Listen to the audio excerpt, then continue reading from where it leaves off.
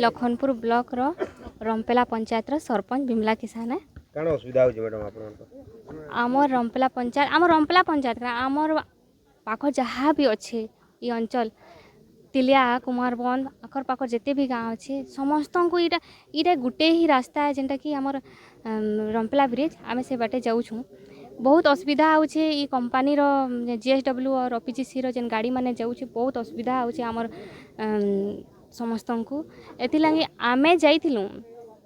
collector नेके जिलापाल नेके जाइथिलु तार आगु दाबीपत्र नहींकरा जे आमर माने ई रास्ता जेन अच्छे से रास्ता को माने आमर रास्ता हमके देकरा